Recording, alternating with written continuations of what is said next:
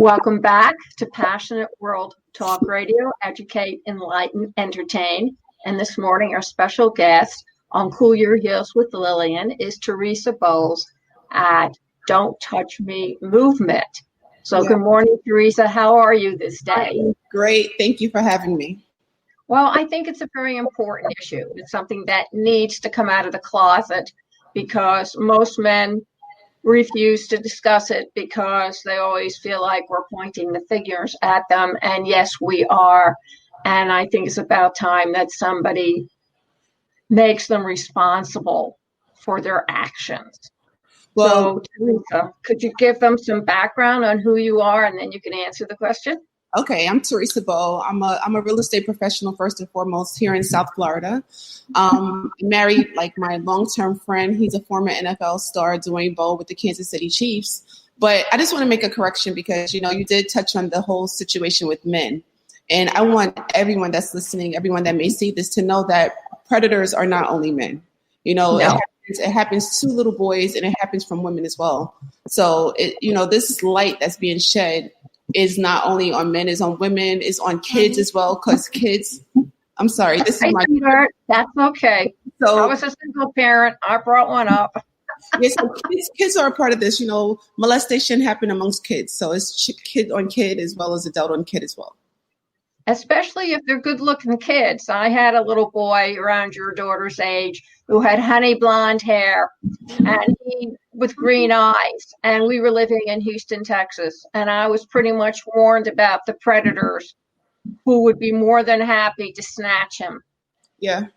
I mean, and even when it comes to special need kids, the kids that don't have a voice, I definitely agree that when someone is extremely attractive, is different. But, when it comes to special need kids, a lot of them don't have voices and a lot of them are being taken advantage of because they can't speak up and they can't tell. So I focus on that as well with the Don't Touch Me movement. I am delighted to hear that because there are a lot of young kids who are just naive.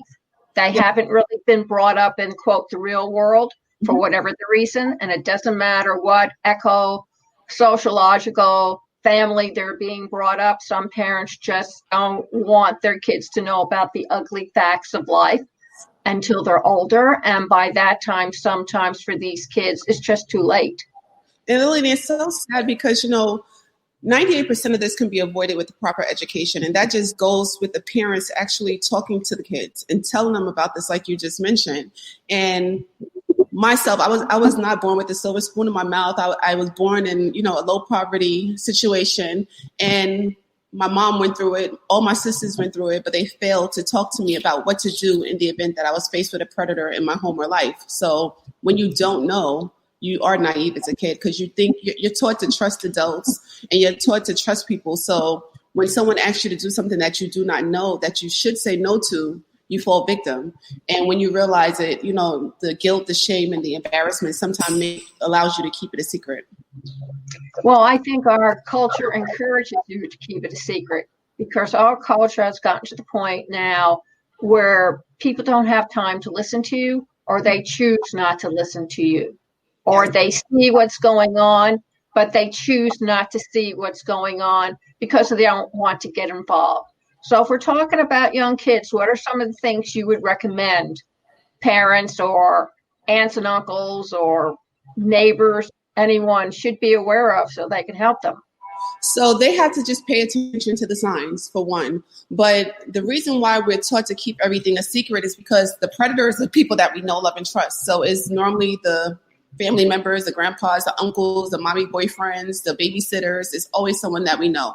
93% of the time it's someone we know. It's hardly ever someone that we do not know. So my whole movement encourages parents to talk to their kid from a very young, tender age, because like I said, prevention starts with education. So my daughter, she just was sitting in my lap. She's 3 years old. When I came out about this, she was 2 at the time, and I came home and I started talking to her about what to look for and to tell her things was not okay. And if someone touches her inappropriately, that she needs to talk to me and tell. So not keeping a secret and finding a trusted adult. One person don't believe you, you have to keep telling someone until someone does believe you. When I was growing up outside of New York City, I had a grandmother who lived in New York City. And she took me aside one day when I was around 7 or 8. And she says, do you know what this is? And it was one of those long hat pins with a very sharp edge. And she says, I use this to poke at anybody who I think is going to be touching me inappropriately. And I said, what does that mean? And she started touching me on certain parts of my body. And she says, if anybody starts doing that, you have my permission to go for the eyes. Wow. Wow. See, you had that. You had someone to talk to you about those things. Yes. So that's the way it starts.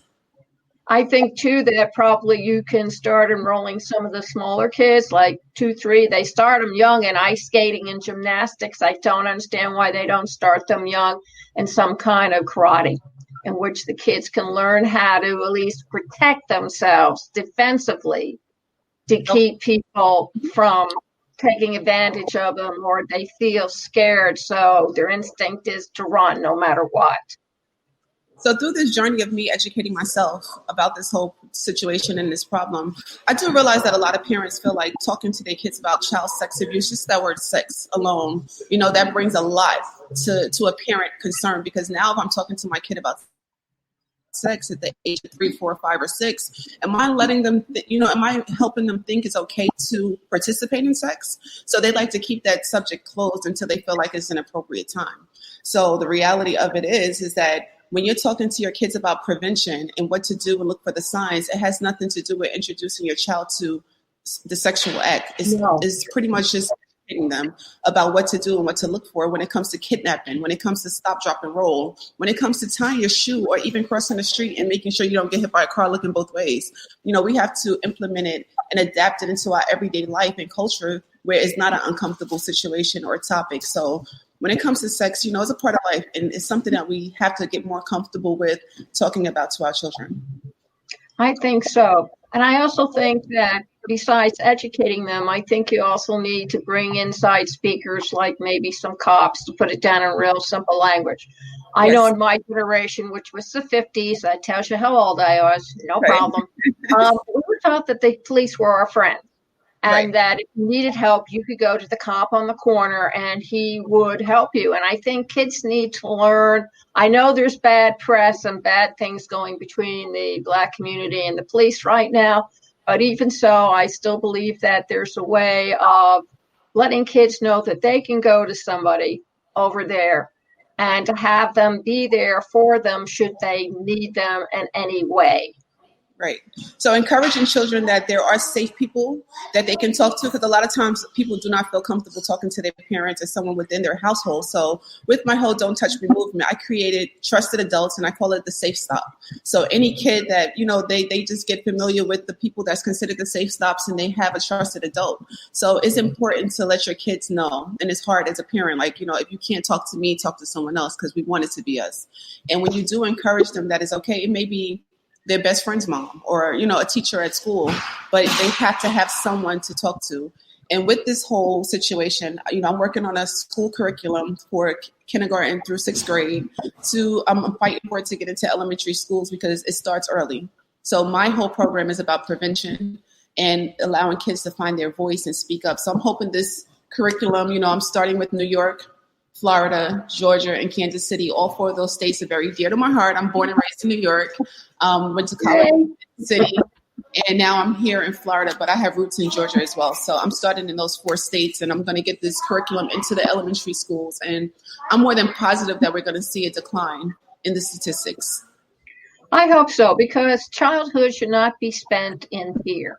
It shouldn't be spent in being afraid or being suspicious about people, whether it's men, women, children. I mean, you could be hit on by the same sex.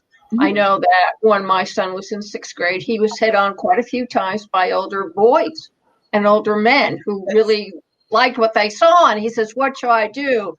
And I said, well, you can always do what my father told me, and that was kick them where. He said, oh, I hadn't thought about that. I said, well, the idea is not to let them touch you. Correct. And should you feel uncomfortable and there's no adult around, you have to take the initiative and show them that you're not interested. And if the word no doesn't work, then you have to get physical. Correct. And when it comes to prevention, this is our opportunity as adults, as educators, as, police officers, to help shape how a kid walks into their future. So if we stop and we do something now, we could potentially, we can help them walk into their future in a whole different light. As you talked about the little boy getting touched by another male, that starts, the gay and lesbian community, because you get familiar with that same sex, and it's almost like, most males that I've talked to that are, a gay guy, is like they have been molested by another man, and that's a lot of times all they know. So some of the men never even get to experience women. And through my whole educational based platform, I wrote this book. Great. Hold it up so everybody can see it. Great. Excellent. Guys, it's called My Mommy's Boyfriend. I would love to get a copy over to you just so you can read it and pass it on to, any kids that you do know. But education, Lillian, education, this is the start and the stop of, prevention. So this is going to be part of the curriculum. I have a series of children's illustrated books. I decided to write a children's book just to introduce them to the topic, because a lot of parents are uncomfortable bringing the situation up.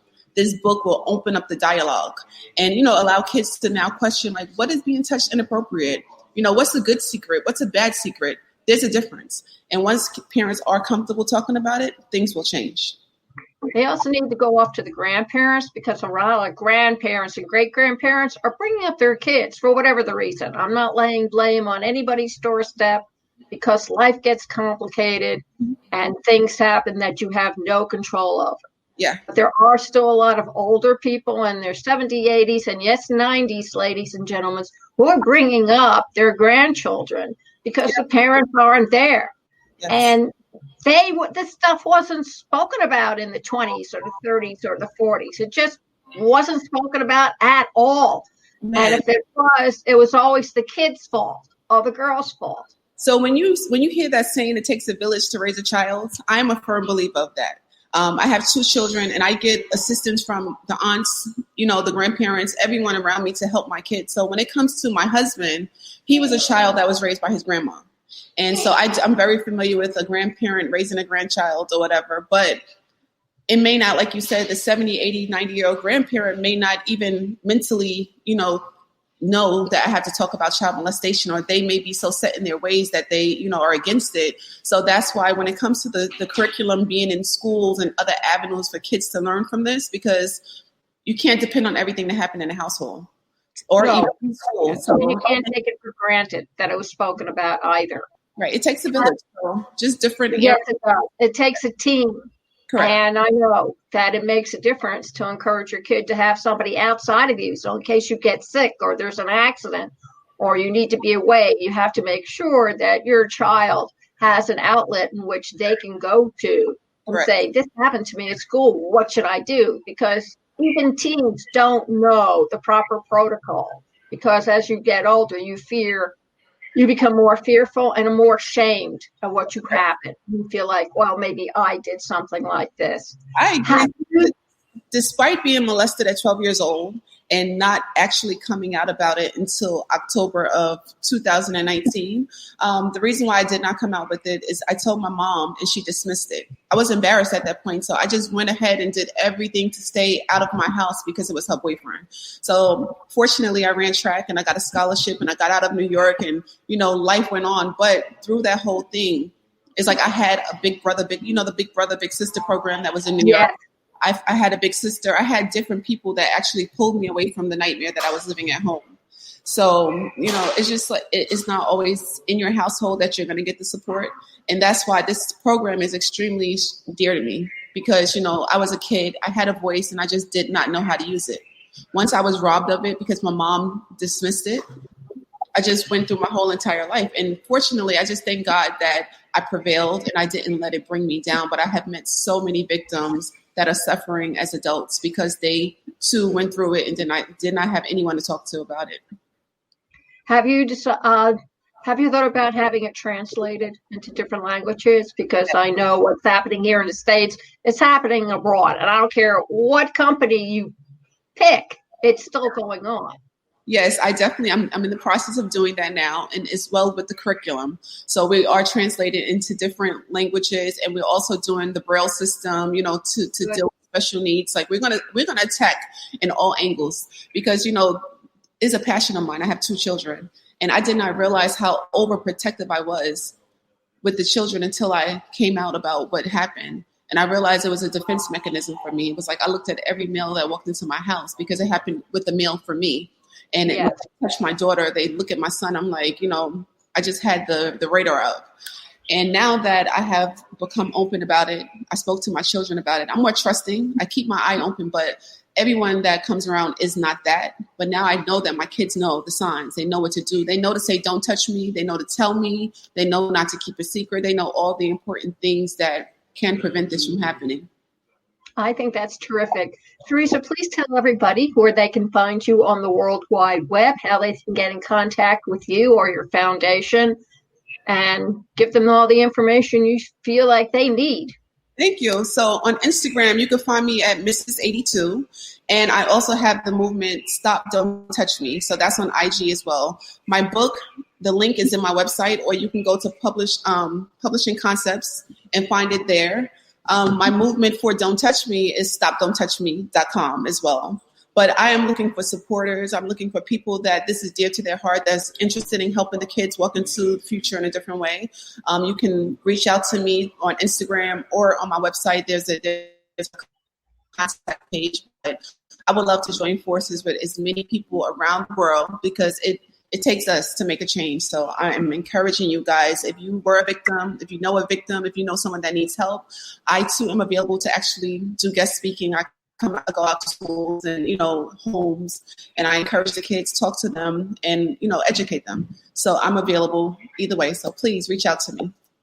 Terrific. Well, thank you very much, ladies and gentlemen and adults of all ages. You can see this video interview with Theresa Bowe at Don't Touch Me all over again at youtube.com/PWR Network, PWR Talk Radio, on Twitter, on LinkedIn, on Facebook Live /Lillian-Cauldwell 35.